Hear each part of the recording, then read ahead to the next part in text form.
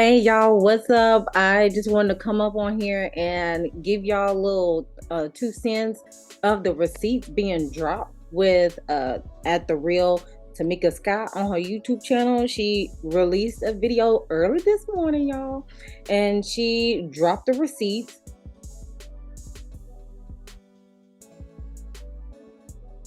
in regards to the stolen 30K, the SEX tape, as well as going into detail about the gospel album that was originally supposed to be theirs.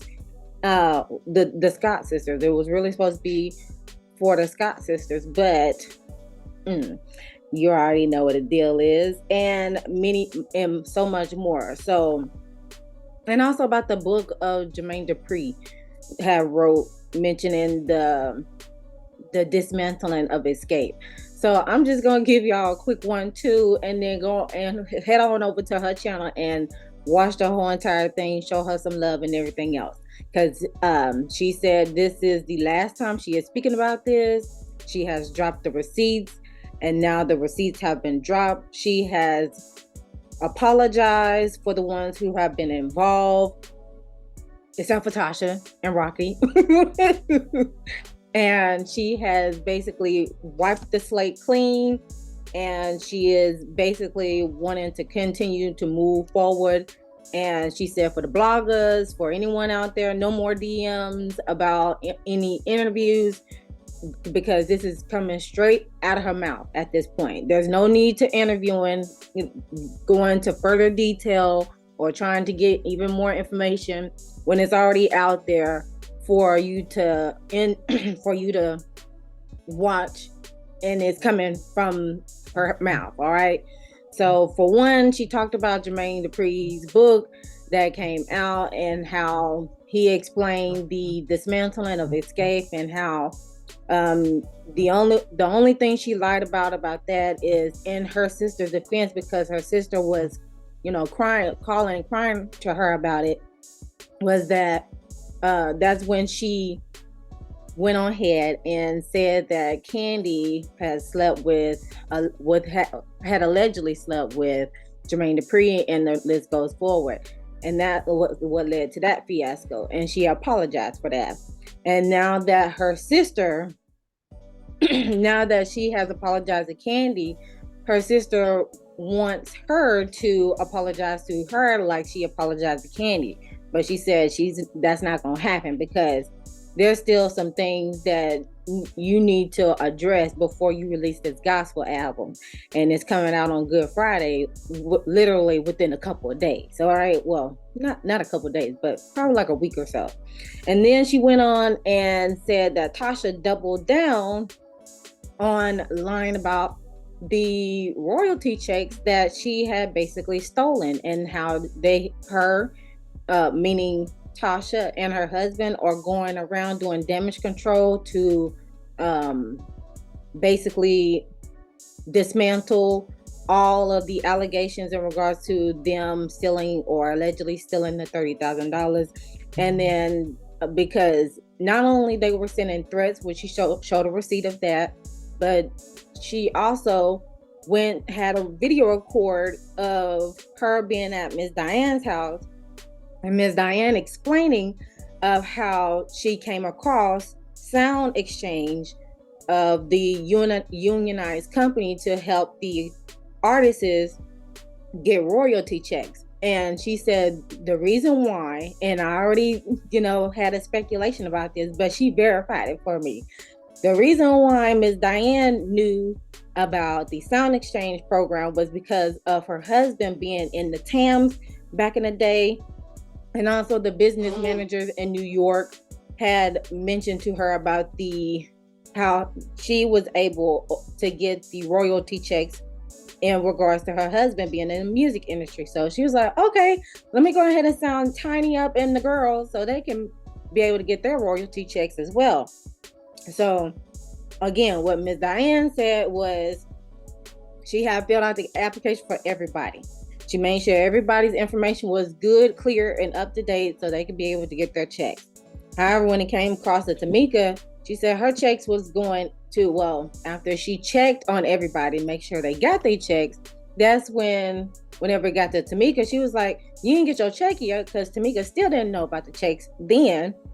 And she basically said, okay, let me go ahead and investigate. So they investigated, and that's how they came up with the person at the time that had the paperwork, had provided the information in regards to about, the money and where the checks went exactly. So all in a nutshell, basically the checks went to Hampton, Georgia, which was where I'm assuming the mother was located, along with Tasha and her husband, because Tasha had mentioned, Tamika had mentioned before that Tasha and Rocky was staying at the mom's place before they got into their own place.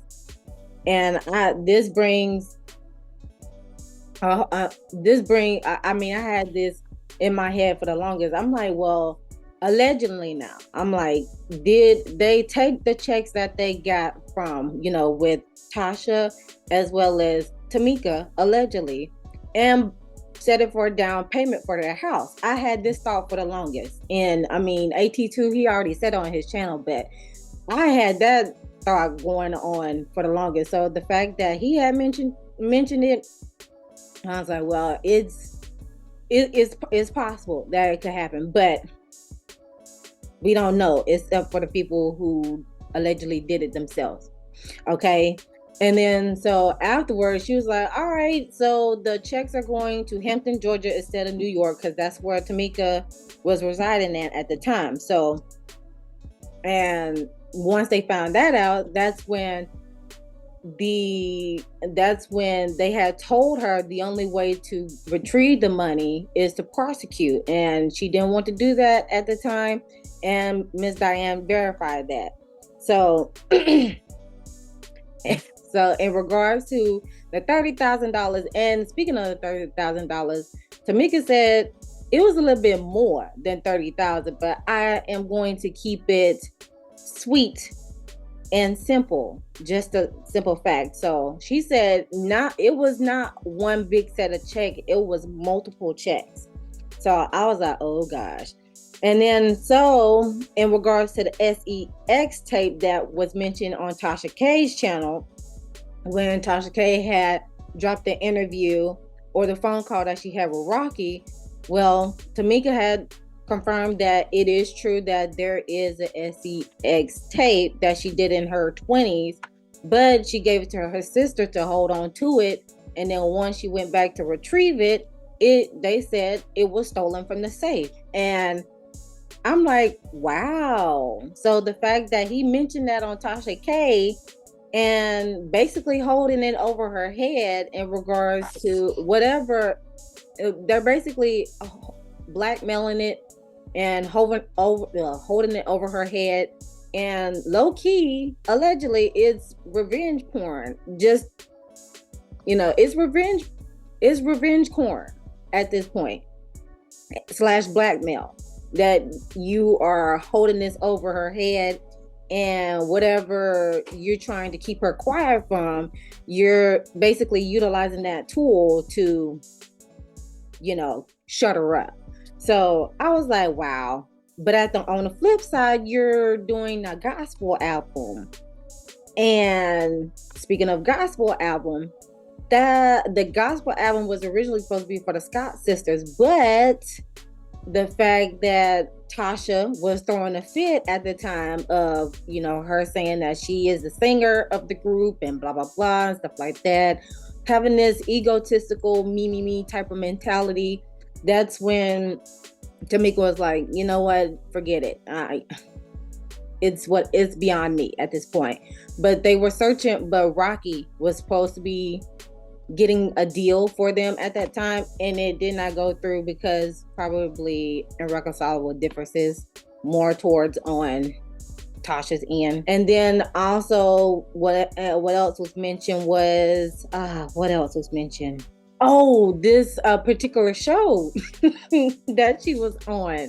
She said when you go on demand to look for her profile, she said her picture of herself is being replaced by Tasha's picture as Tamika Scott. And I'm like, what? I'm like, oh my gosh, not the catfish of the pictures.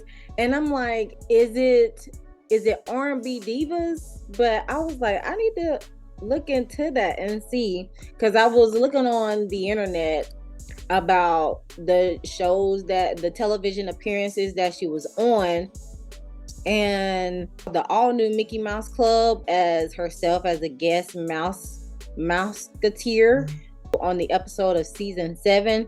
And then she was on R&B Divas Atlanta as herself, and then of course with Escape just kicking it in 2017, and then SWV and what the Queens of R&B for now. So I'm like, it got to be for R&B divas that her profile picture has been replaced with Tasha's image. So I'm like, man, this is so much trickery going on. But again, this is just a tall tale of how all skin folk ain't kin folk, even if it's your family. And sometimes we definitely have to use our discernment, because you wouldn't expect that from your family, or you wouldn't expect betrayal from your family, because they are family and you're supposed to love them regardless. And then of course you're not able to choose your family, but at the same time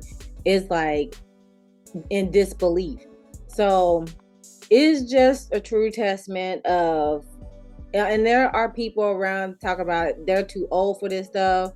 And I'm like, there are people out here that is still acting a fool, and they're older than Tasha, and they're older than the Scott sisters. There are people out here that are older than them that still hold that resentment, that guilt, that shame, all those seven sins that are biblically spoken. There are just people out here from all age groups that experience some type of betrayal. So again, there are human beings at the end of the day, and even though they are celebrities, they are still sisters, and they are not above reproach when it comes to real life situations. But what we can do as a collective is take this as a learning lesson to basically, if you are suffering in silence for so long, it's only so much that you can take in before you basically just explode with all the hurt, the pain, and the frustration that has been built up for so long. And yes, it's a generational thing about people having to be seen and not heard, and not growing up in a stable environment to where you are showing equal love and reciprocity, basically unconditional love and affection. And there's a lot of people that don't have that nowadays, so they will go through the ins and ons to try to seek it somewhere else. And of course I watched the interview that the Juice Talk Radio did with the father of the Scott sisters, and I'm putting the puzzle pieces together. And yes, it's definitely a family matter at this point, and it's bad when you block your father from calling you or getting in contact with you at this point. It's really bad, because you also see that shown between the dynamic shown between Tasha and her husband on the television screen. And I'm just like, well, at this point, until she reaches out to her father, because she's the one that blocked him, he didn't block her, until she reaches out to her father and reconcile, then it's going to continue to go down this road at this point. And yeah, we have to do nothing but send loving and strength and healing to their family, because just as much as they are showing this to us, whether it's intentionally or not, it still plays day in and day out with regular families. in the world. So with that being said, that's all I have for you guys. Leave your comments and thoughts down in the comment section below, and I'll see you guys in the next one.